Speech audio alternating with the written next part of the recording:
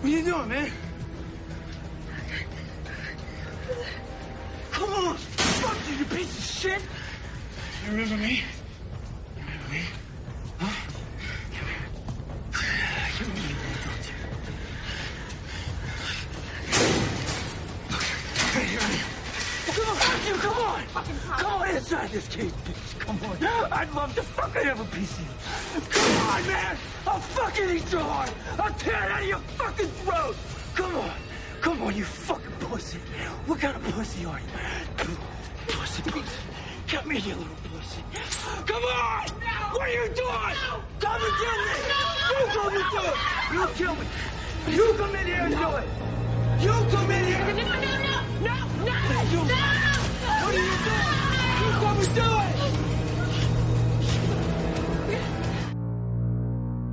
Welcome back to the Haddonfield Horrors podcast. We review horror movies and horror franchises. I'm Mark. I'm Twan.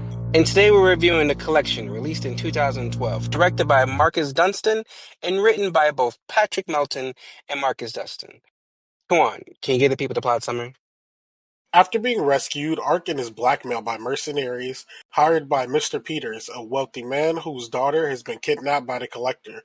Arkin is forced to help track down the Collector's hideout to save Elena from the horrors of the Collector's lair, which is filled with deadly traps and a maze of torture. But before we get into our movie this week, we have some Haddonfield headlines. So, first up on the docket this week, The Conjuring Last Rites had the highest global opening in horror movie history. And that's just as it says, like all horror movies. Yes, this movie has had the highest opening. So The Conjuring Last Rites brought in an opening of 84 million domestically, but when you add in the Insane. international audiences, it actually pulled together $194 million in the box office, which surpassed It, released in 2017. That's insane. That is And crazy. I was not expecting. but you know what that also means? That means that like Warner Brothers themselves have had like they've taken the top grossing spots. Like they have the top 10 grossing like locked in for this year.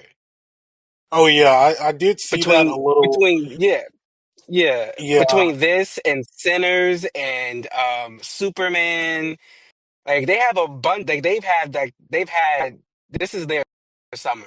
It's also horror summer. Horror is like in full swing right now.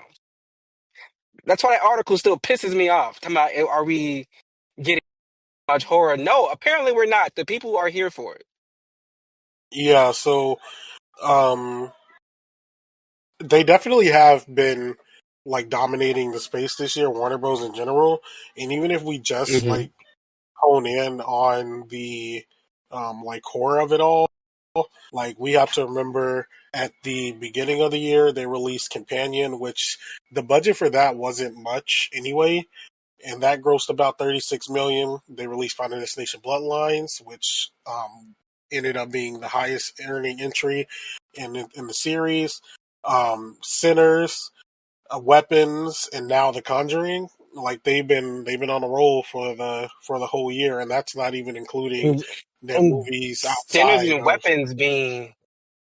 Sinners and Weapons being original films at that, not part of a franchise, did amazing. And also have a lot of their franchise returnees be doing numbers is actually big. Like that doesn't happen. Like, what are Yeah, you doing? Are you and, gonna go? Like, what's going on and over that's here? not even including like the other movies that Warner Bros. Has had come out this year. Like I think what was that? It feels like so long ago, but the fucking Minecraft movie that came out this year. Oh, Um, yeah, that did crazy numbers.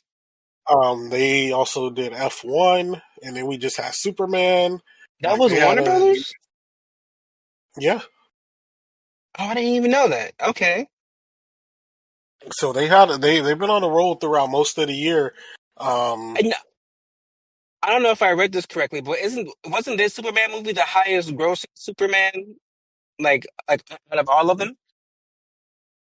I Or is it believe it may have just hit that recently. okay? Because I know it beat Man of Steel, and I think Man of Steel had that title at first.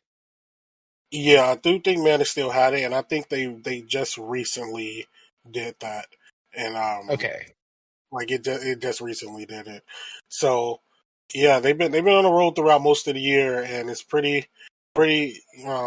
They don't seem to be stopping. They got a couple more releases coming out, and um, there've been talks now of a possible Conjuring prequel, which we already know we were getting a TV show based on The Conjuring even before this. So I don't know if that's tying into I that. did not know that actually. That is something that's been like that's in full like on development. Yeah, they were moving forward with the Conjuring TV show at HBO Is it Max. is it about Judy? Let's see. Oh, I see. There's a new article on it right now. Let me just skim it really quick for us. Because Um, I uh, haven't seen the last rites yet. I'll be watching it uh, probably the day, but this episode comes out on Friday. So I don't know. Like I know the actual story that's behind this movie, so I'm just I haven't seen the movie itself. So I'm excited. But all this yeah, buzz around it, people who I know who that hated The Devil Made Me Do It, they have been big all, people who I know who hated The Devil Made Me Do It have been given nothing but praise to the last rites. So I'm excited to see this one. yeah. Um, I did like the movie. I did see it this weekend, opening weekend, and I liked it. As you just said, definitely liked it more than The Devil Made Me Do It. And going back to the TV show, yeah, it does. I think this was as of yesterday, actually, September 9th. But this was announced a little while ago, sometime last year. But it looks like they're moving forward with it, especially after the reception of the movie. Um, Moving forward to HBO Max, we have some showrunners and writers who have been a part of Supernatural, Jessica Jones, WandaVision, Werewolf by Night, and the series will continue the story established in the feature films. And yeah, so there's no actual details on it, but I guess we'll see what ends up happening with that. We do know that Patrick Wilson and Vera Farmiga are finished though with this, so we don't know. Like, will it just be Ed and Lorraine? Will they just be doing like something in universe as they kind of set up with the Conjuring? So we don't have details, but we'll see what kind of happens with that. I think, I'll talk about it when we eventually, or in a couple weeks when we review The Last Rites. But I know, like, for like fans of the franchise overall have kind of they've been like they haven't been as like full on with the franchise as they used to be. And I never contributed that to The Conjuring, like the main line. I think where the Conjuring universe lost most of its fans is with the sequels. I mean, not the sequels, with the spinoffs. Because I would like outside of Annabelle, I don't think any of those spinoffs actually hit or did anything for the franchise overall. And even I want to say like one of those Annabelles are actually good. So like the franchise, because isn't it supposed to, this is being marketed as like the end of like the Conjuring universe as we know it, right? And they're Like, yeah, they're calling gonna it have this. the end of their part one or whatever. So we're moving past this. So I think this is a good place to end it with. But I do think them going out on a high note with Ed and Lorraine at least is good because if Devil Made Me Do It was the end, I don't like that would have been horrible. Like I don't want to see no spinoff of that shit. So I'm excited to watch it in a couple of days. I'm excited to review it. I'm excited. Yeah, The buzz has got me excited. I can't say though that the spinoffs because I feel like The Conjuring is kind of one of those franchises that is superseded just the horror community. It's just a pop culture thing now. So it was even if the movies are kind of considered bad to us, like for the general audience, a lot of this is actually pretty scary to them. Yeah, I get that. So there are people out there who jump at the wait, was the Crooked Man the Conjuring or was the Crooked Man in Cities? The Cricket Man was in The Conjuring too. Okay. Okay, I just need to make sure because those two franchises like just meshed together. Yeah, But yep. But well, this also marks another end for Patrick Wilson. So I'm excited. I can't wait to see it. But do you have any other news for us? we do. So, um, for the upcoming sequel to Alien Romulus, it has been said that Fede Alvarez will unfortunately not be directing the sequel. No. He has dropped out of directing, but he and his co-writer of of Alien Romulus have completed the script. So the story and everything was done by him, but he will not be directing, as he is looking to direct an original film of his own coming soon. So yeah, unfortunately, that it is unfortunate to hear because I feel like his direction was really good in Romulus, but It, I, it I harkened back to the original for me with the direction style. They have to get somebody who's on par with him. yeah, so he did get, at least he got to make Romulus because he that was what he was campaigning to actually really make that movie. So he got to do what he wanted to do, and at Nice. least he him and his co-writer they finished the story. So whoever comes into it, they already have half of it done, basically. If they don't change all of it like they tend to do. Yeah, we'll see. We'll see. It seems like though whoever I guess now I guess we could say Disney since they own like Fox, like Hmm. they seem to be not like lenient, but they seem to But be giving the they, creators a little bit reins with Alien and Predator. yeah, yeah, they chokehold all the other franchises they fucking got, but they're letting Alien do its thing, and I like that. Predator 2, like Yeah, I'm excited for. If you would ask me 2 years ago if I was excited for the direction these two franchises will be heading in or be anticipating any project from them, I would have told you that you're fucking crazy and I don't know who you've been talking to. But oh, it's crazy how like one movie from each franchise has completely flipped the franchises on their head, and like now everyone's excited for the next thing. Like Prey and Alien Romulus had saved and revitalized both of those franchises because it was a loader for a while. oh yeah, And that's we will true. be and we will be reviewing Alien Earth by the end of the year. We will have a review out for that. And I guess speaking of that, since I was about to say, because I haven't watched Alien Earth yet, I've only heard good things though so far. I But haven't seen it either. depending on how good that is, I mean, they could probably just get the showrunner, director, producer who worked on And maybe multiple honestly, episodes or something. they Like, they probably might.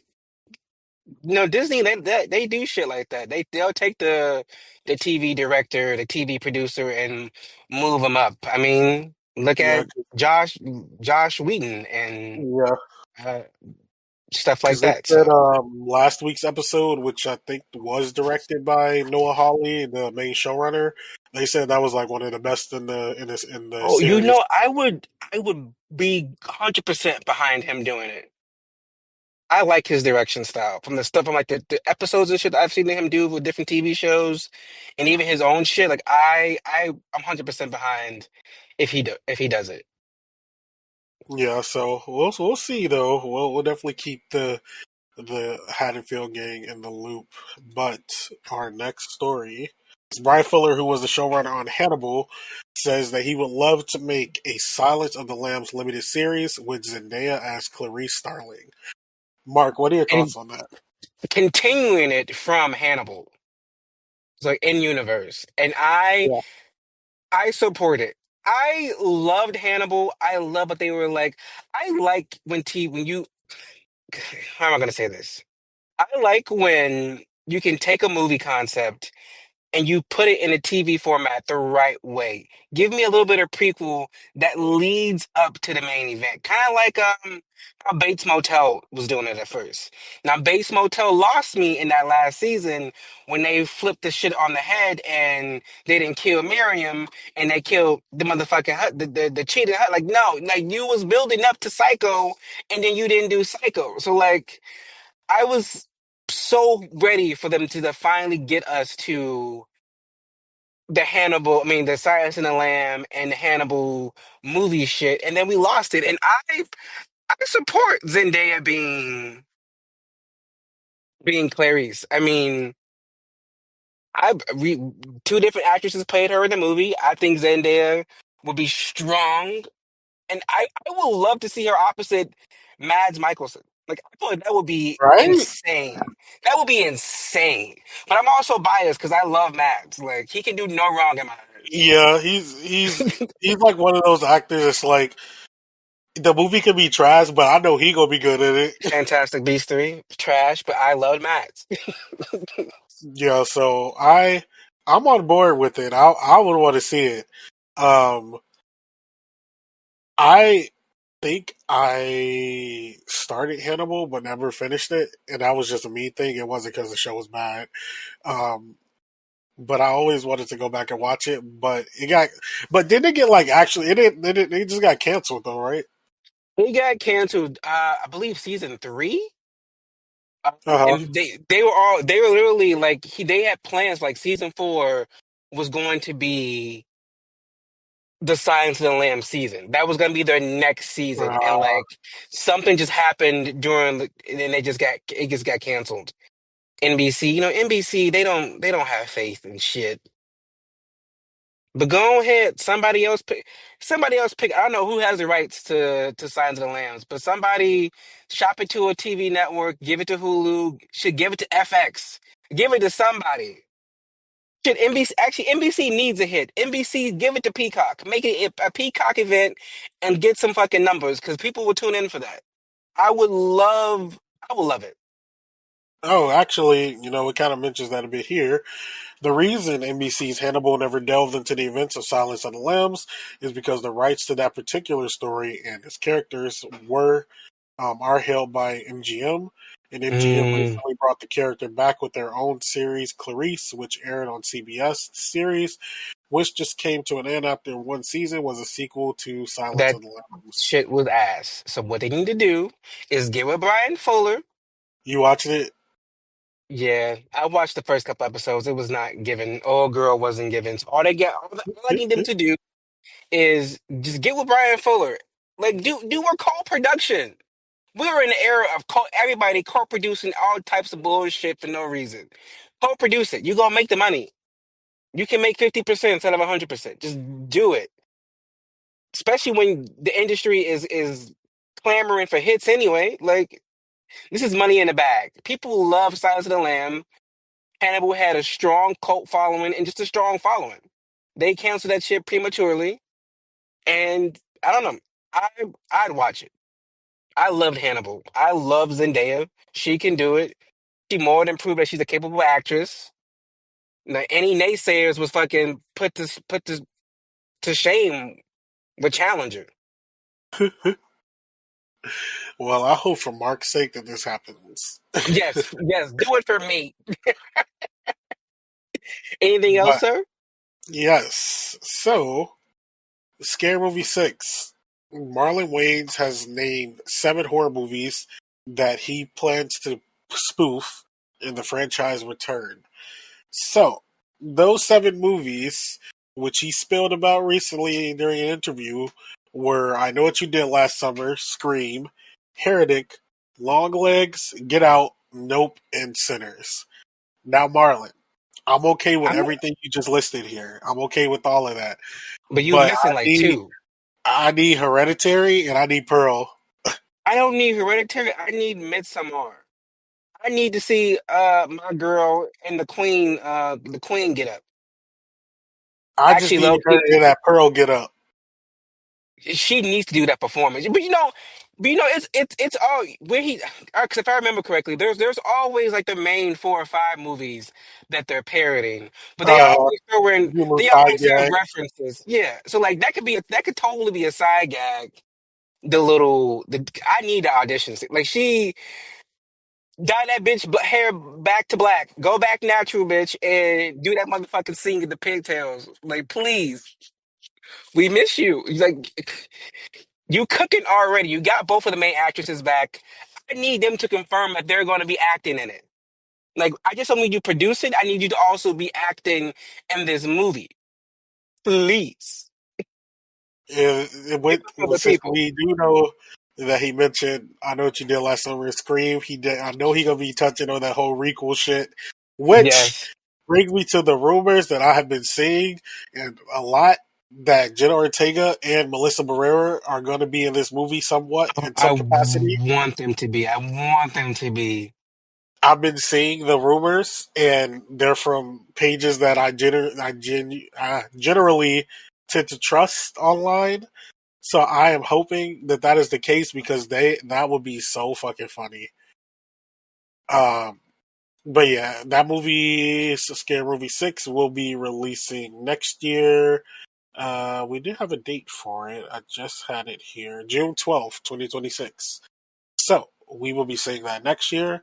And just to round us out for How to Feel headlines this week, Lights Out director David F. Sandberg to helm a new Amityville horror movie from the writers of the new Conjuring. Oh my Okay. god, I have another Amityville movie. I have no thoughts, no opinions. I have nothing to say, nothing to give. I don't care. I've only seen one Amityville movie, and I haven't seen the other 25 official, non-official. That ain't got nothing to do with me. What is there? What is what is it with the fucking Amityville? We I, can't just I name a new. We can't just name a new house. honestly, they could have just made an Amityville one of the Conjuring one. The first Conjuring movie should have been the Amityville movie. Like I that ain't me. I'm sorry. I got nothing to give you. This this this section is not for me. For the Amities. I've never been No, an I'm not. Amityville girl. I'm not gonna lie though, and I act like I'm not gonna watch the movie though because I do like David F. Sandberg as a director. But oh my god, there's so many other stories we could be getting right now. Some original shit. Do some original shit. I'd rather y'all make a movie. Y'all, the House on the Haunted Hill anthology. Like, pick one of those. I don't give a fuck. Actually, let's leave anything that Ed and Lorraine touched. Let's just leave alone, okay? Because the story we've been fed with the Conjuring was a bunch of bullshit anyway. Let's just. I don't give no fuck about the Amityville. The movie from the '70s was serviceable. The remake with Ryan Reynolds was actually a decent remake. Did we need all the unofficial versions of that story? No. Did we need all the sequels, prequels, requels, all types of bullshit? No, we did not. But we got them, and I don't. This isn't for me, Tuan. I don't care about Amityville. Yeah, and I guess what makes me a little upset about this is the fact that David F. Sandberg's first big movie was Lights Out, an original story that he came up I with still don't think I've seen on his that. own, and it's a good one. The budget for Is Lights there two Out, of those? no, it's only one. A sequel was planned, but it hasn't been anything announced with it. But Okay. Lights Out was made on a budget of $5 million and brought in a box office of almost 150 million.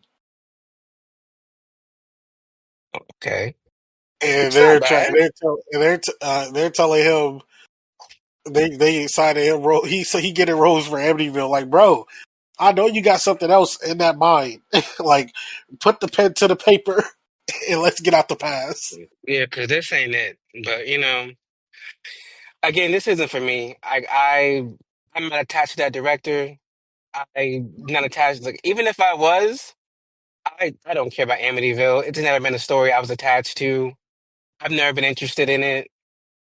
I if it was part if it had been like it's supposed to have been part of the Conjuring shit, I would have been okay with that. But they kept like I don't care. Yeah, but that rounds out our How to Fail Horrors this week. I will kick it back to Mark as we discuss the collection. Well, The Collection came out in 2012, the sequel to The Collector. Um, this is the movie that I saw first. I had no idea that it was a sequel to a movie. This was my first introduction into this world and completely different from the first one. It's more bright, it's more open. That opening trap contraption building alone was good. Was more bigger, more grand. And think about what Tuan said. I feel like we saw too much and learned too much about the collector in this movie. Does it fully hurt the movie? No. But does it take away some of that mystique that made the movie good? Yes, it did. Overall, still a decent movie. I like the character. I love the new characters and how she was used and introduced. I liked how they let us get to know her before they threw us into the main continuous plot. It was like, okay, here's our new focal character, and then boom, we're back with Ark and he's still alive. I enjoyed that. This was an enjoyable movie. What about you? What are your thoughts on the collection, Tuan? I don't think. Okay, so for me with the collection, I think like from a perspective of just more things, going on and like more traps and all that stuff and a bigger body count, like yes, we got it. Like, it's a sequel, so body count has to be more, blah blah blah. But I feel as though it kind of loses what made the first one good, kind of good in that sense. And the more I thought about it, I was like, this comparing this like the collector and then the collection is like comparing the first Alien movie to Aliens, how it expands and we got a little more action going on and all that. But whereas Aliens is like hell yeah, in the collection, I was like, I feel like I know too much right You now. know, I took a different approach. I saw this as the first Saw. I mean, the collector being the first Saw, and the collection being Jigsaw. Because, like, what the fuck is it? Like, why is it so like different? It's trying to be the same. It's trying to be what we know and love, but it's just not hitting the. It's not hitting the mark, and it's not hitting the same feels. But this is better. But I want to preference that this is actually better than Jigsaw. That was my first thought to compare. Yeah. Um there were parts of it that I liked, as I mentioned, like some of the like kills and things of that matter. But I think what was lost was kind of like that cat and mouse game with the collector, as we saw in the first one, which You know what this they reminded me of, actually? what's Jason that? X. Because why we got this militant group? Like, what's happening? Why, like, that's my next comparison. It reminds me of Jason X. But I I believe like with that said and everything, it it feels like a whole different type of thing. Like the collector, he kind of on his superhero shit. You know, tell me one more time. I would have been okay if this was the first movie and then that was the second movie. We get like a big grand introduction of the collector and like what he has going on, and then we get to see like a more condensed version in the sequel. But like the flip is just like it's so jarring. Yeah, and I think what really saves it for me, one is Arkin. Like Yes. he saves it, and also even though she was slightly annoying at times, Elena wasn't that stupid all the entire movie. But at certain parts, she was kind of pissing me off. But um, when she locked in, it was like, and like the ideas hit. It was like, okay, yeah, she locked in. She know what to do right now.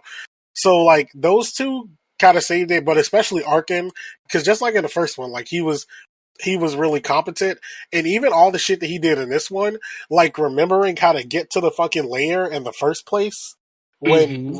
like all that, Oh, when immediately when they showed his slashes on his arms, I was like, oh, that's how he's gonna have the directions, and I yeah, loved it. like that was crazy, or like immediately right when Elena opened the box out of him, he moved her out the way because the collector had like a fucking arrow ready to be like hit somebody.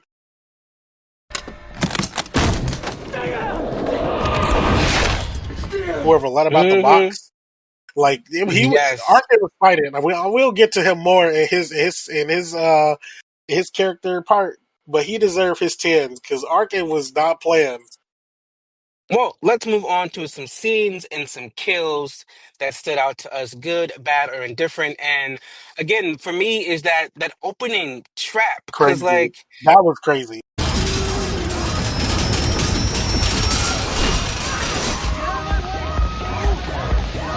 I was like, this is the same person who we saw in the last movie.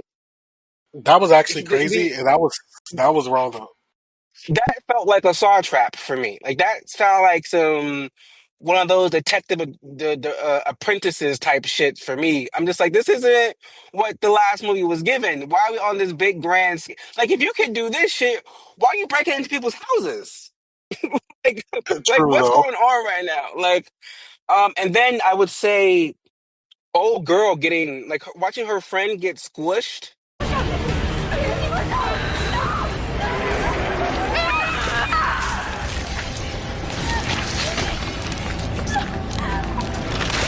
Crazy. And then, but also those parents, both of your kids are dead. Yup. Wow. And Arkin not even knowing that he's a G for using the cheating ass boyfriend as his landing.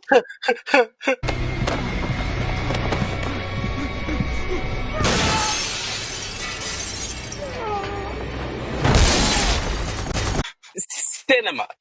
He didn't even know who he was. I was like, No, oh, that was director, crazy. whoever, I love you for this. No, It's yeah, that like, was that was oh, crazy. love you, baby. And you give her this smug ass look after she catches you cheating. That's why you and that bitch dead. And she ain't. Bad. So I love that. When it got to the collection part of like we're seeing with different people and what he did to them, once the militant group got involved, I those scenes felt cartoony to me. Like once the movie kicked in, I stopped finding parts to enjoy. Yeah, Especially that ending. Like I got how understood how he got to where he got to get the identity of the collector. I just felt like I don't know. But what about you? What's some scenes and some kills that stood out for you? Good, bad, or indifferent? there's a kill that stood out to me because how the fuck did she die? Was Paz getting stabbed in the back of the shoulder, Oh my God. What? and then she died. I'm like, I need, especially considering all the other kills we just had this movie, a shoulder to the back. Like, I mean, at that I point, mean, she only 99%. you know why she couldn't make it to the end. Either way, that was a, It could a, have ni- been more. a nice stab to the back of the shoulder, though. Like, it didn't even go to the heart. Like, what are we doing? Like, what? They definitely play with us right there in that scene. Um, any scene that had I don't even know what the fuck to call them, like the collectors like goons or whatever, like The people who that thought they he were dogs or like slaves or something. they were, yeah, that they were like drugged up or whatever, like that was crazy, and Hmm. we don't have any explanation for that. We don't. I guess it goes like he's had them for so long. He's been torturing them. He's been, they probably have a huge amount of like, I hate to term Stockholm syndrome because that's actually a misrepresentation, but like he's had them for so long. They've allowed, like, they probably like, we have to do this. This is who we are now. Yeah, so He's that our that master. was We love him. So yeah. yeah, that was crazy. Um, Another good one or a good scene because it was like, ugh, but also it just goes to show how Arkin was down with whatever to get out of here. When they were trapped in that fucking box and Arkin told Elena to break his arm or dislocate his arm so that he could open up the lock. Ew, Hmm. it was nasty, but like Yes. Arkin is a real one. He's a real one. Like my man's was like, I'm not getting trapped Listen, in his this bitch his again. survival skills was on point. When he told them people, "Listen, I'll take y'all to the motherfucking spot, but I ain't going in." I was like, "Damn, damn well they finna make your dumb ass go in here." Uh huh. But also him telling his wife, like, "Get the kids and just leave right now. Don't tell nobody shit. Don't tell me shit. Go." I was like, I gotta edit that part out. He's a real one. He's on that for real. He's like, I know this man can get to us, get to you anywhere that we are. So please just don't be. Yeah. And it was satisfying at the end of it all, seeing him put the collector into the box, even though the collector was a whole different ethnicity and build from the first movie. But we're just gonna bypass that. Oh, Um, wait, was he? the collector in the first movie was like Latino or something. That Oh, was that was that was a white man in this movie. bitch. And he was definitely had like a bigger build than the previous collector. I didn't even pay that any attention. But just horror movie things. You know, what's Hollywood without little race swapping? What's Hollywood without little race swapping? Clock that T. But I think that's all I have. Well, then let's move on over to the characters. Our first being Lucello. He was the head of the security group that Elena's dad put together to help rescue her. He was honestly pissing me off Why was the Lucello entire giving Dewey? yes, and pissing me off the entire time. I was so happy when that man got killed. I'm so I like swear I Lucello thought had Lucello died like three Lucello had times. yeah, Lucello had to go. Sadly. Yeah, he was annoying. He was annoying as fuck. And just not listening. Like, bro, like, what is the point of y'all even asking Arkin for info if you're not gonna listen? And then y'all go in this fucking place, start touching shit. Now you got spikes coming out from the top. You got paths getting pulled away by a whole like traveling system. You got the collector coming from the ceiling and jumping back up into it like and then you still trying to like not listen to Ark and tell you what to do and like, oh, we gotta get Elena. We gotta get Elena. Like, okay, bro, we know we have to get Elena, but Okay, and you know what? It was given that he was in love with Elena, and like yeah, I was, so I'm like I'm very confused on the relationship here. Why are you? I'm like I get it. This is the boss's daughter. You probably watched this young lady grow up. Like I get it. I get it. I do. But the dedication was too strong. It was too strong. It was giving weird vibes to me. it was a bit weird. I will concur. Um, and he was just being a little. He not a little. He was being a lot of stupid. He did put up a good fight at the end though. When it was him, fighting the collector, that was a good little choreographed scene there. Um, but yeah, he won. He was kind of giving like you meet one of those characters and you're like, oh, you're not making it to the end. You just knew he wasn't making it to the end. Oh, from his first scene at the hospital, I was like, oh, this dude's DOA. He's he's out.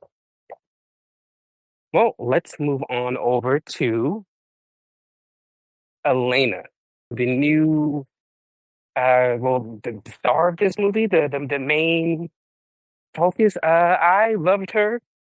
Her being deaf actually brought a new like sense to this movie. It was something different than we've had before.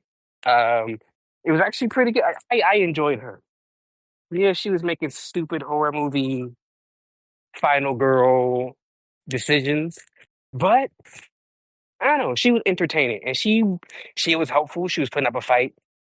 Uh, when she got taken in that hallway, though, I felt for her because he did just leave her there. But I also didn't blame him for leaving her ass there. What about you? What are your thoughts on Elena? I thought Elena was fine. Um, but yeah, it was just some of the decisions being made, which I mean, granted, they were just like generic like horror movie decisions, so I didn't feel as bad there. But I think I like the actress that was playing her, but I like the character. I feel like the actress was doing really good here, but it's just they Elena's characterization wasn't on point, in my opinion. Um, with that said, though, like I said, when she needed to kind of like clock in and put in some work, like she was definitely there, like breaking Arkin's arm when he needed to get them out of that like cube they were in, and also like towards the end of the movie when that fire was kind of spreading around the room and she broke those tanks to like free Arkin from the burning area.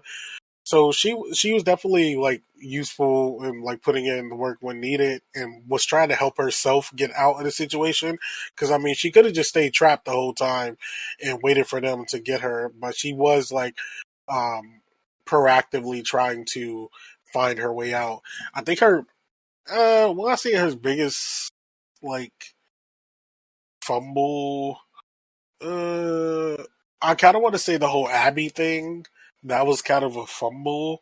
Like I understand the situation. Well, I can say I understand, but from a movie perspective, I get the situation that it's like she's being put in, and you know you see someone else that's also like pleading for help, but I just don't know if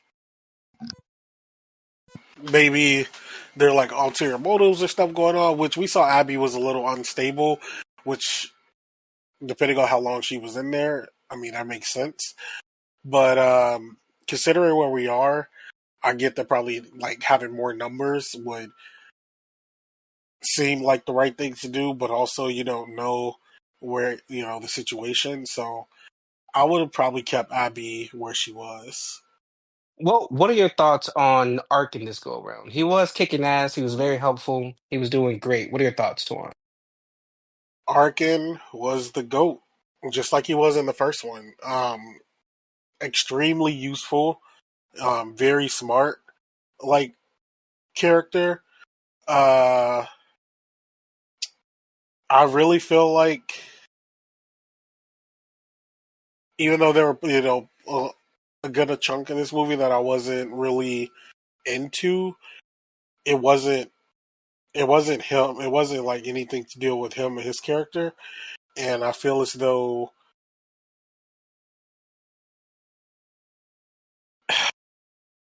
I feel as though there should have been less of that kind of militant group and just more with Arkin. He still had a good amount of screen time, but we had like all these other characters who weren't really adding shit.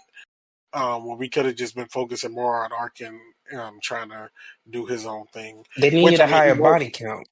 It was a Yeah, bigger movie, more kills. Just kill every. yeah. Which I mean, that was the case, and I understand, but um, yeah, he was kind of our main focal, and what we were, and why we even got the sequel in the first place. So I think Ark kind of the same with like the first one. Like I don't have much to say on him because I feel as though everything that he was doing it right. Um, yeah, I think his character is just right. Now, I know you have strong opinions on the collector this time around. So give them to us.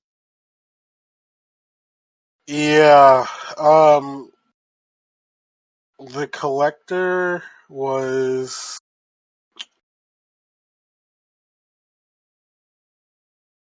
it. I don't know. He just what like I feel like beforehand the collector kind of felt a little like scary type of menacing type of vibe, whereas in this one, he was felt like some Scooby Doo, like an R-rated Scooby Doo villain, where he was just popping up out of nowhere, just doing shit. I think because everything was just so isolated to the one house in that first movie that we had to work in the confines of that like small area. But all this extra playground we get here with the collector, I don't think it helps. I think it actually digresses the character a bit. Because like everything is kind of like pre-planned, and because it's his space. I think like in the first movie, because of how everything was like modified to the house that they were in X amount of time, like we were kind of well, we were still surprised, but we were like, damn, like what the fuck? He put like nails inside the like on that wall that the fucking projector was connected to, or like the bear traps, or like fishing line in one of the rooms. Like a lot of this shit was crazy. Whereas in this one, like yes, it was crazy, but also it's like this is his own space. Like what was he setting up for? If he was the only one in here, what was he? Why did he have all this shit like that in the first place? I don't know. It just wasn't making sense to me. It was given that they were still holding on to the idea of this being a Saw prequel, Uh huh. and they were just like, we're just gonna still just do all the balls to wall crazy shit no matter what. Yeah. Because he was completely different from who he was in the last movie. He was like a smart, methodical, crazy person who you genuinely was like afraid of. This one, he was kind of just like all over the place, just like just on 10 at all times. Hmm. It wasn't given the same vibe. Yeah, I agree. But with that, Tuan, you give the people the behind the scenes info and facts. The budget for the collection was 4.5 million, and it brought in a box office of 9.9 million. Some interesting facts: a third film was in development. Filming actually began on September 23rd, 2019, in Atlanta, with Atkins, Randy Havens, Dot Marie Jones, and Naveed Rawat officially joining the cast. In October 2019, Peter Giles was revealed to be playing the Collector. After 8 days of filming, though, production unexpectedly shut down. The cast expected production to pick back up again by late October 2019, but production never took place. In April of 2021, Dustin claimed that the props were stolen from the set and the producers had not been in contact with him since the closure of the production, and that he does not have the rights to the film, preventing him from finishing it. Melting added that very little of the film was shot. So as of right now, we don't have a collection 3 on the way. Um, from the way everything looks right now. And lastly, some critics' reactions. The film was sitting at a 37% on Rotten Tomatoes. Well, with that, do we cash or pass the collection? Tuan? I think for me, I do think the collection is a fun watch. If just a general like horror watch, like probably something to put on during like a Halloween party, anything like that. I do think in that sense it's like a fun watch. But as a follow up to the collector, I personally do have to pass on it. I don't think it's a really good follow up, but if it's just if like you're just looking at this on its own, not as a follow up to the first one, all that, then it is kind of like a fun watch. But um, we're reviewing this right after watching the first one, so it's all still fresh, and I think I still prefer the first one over this sequel. But I won't act like I didn't have fun with it, especially that opening sequence that took place in like the nightclub party area. And for me, I will also actually no, I'll be giving this a cast. It's a maybe because I saw this movie first before I saw the first one, and it's part of a little bit of nostalgia. But I like this movie. It's chaotic. It's fun. It's not perfect, but it's a good watch. So it's gonna be a catch for me. I do watch this one frequently. I mean, well, I haven't watched it in a while, but like if I was to put on one of these two, it'd be this one instead of the first one. So for me, that gives it a cash. Now, next week we're doing something different. We were originally going to be counting down our top five worst horror movies, but we're just going to kick that back a week because next week we'll be reviewing a brand new indie horror movie, You're It. It's out now on, you can find it on Tubi. It's out now. You can find it on Tubi. It's an indie movie. It just came out within like the last couple days or so. I've watched the trailer. I've actually watched the movie. Tuan and Alian haven't yet. I can't wait for them to watch it and for us to give our opinions on it. Now, I will say that the creators of this film did reach out to us and asked us to review this movie for them. With that being said, our opinions will not be biased. They will not be changed. They will be 100% truthful because that's what we're here for. Good night.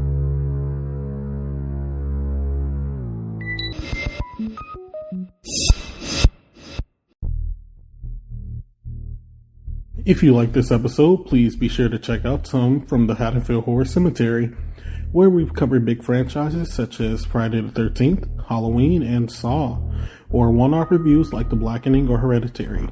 You can follow Haddonfield Horrors on Instagram and TikTok, where the host posts updates and mini reviews. Full episodes are available on several podcasting platforms, including Spotify, as well as YouTube. If you're listening to us on YouTube, please be sure to like and subscribe. The Haddonfield Horrors podcast is produced by Mark Smart, Tawan Griffin, and Elian Cordova, themed by Lethal Injection, and edited by Mark Smart. The Haddonfield Horror Podcast is a Letter to Media production. Should we do an intro?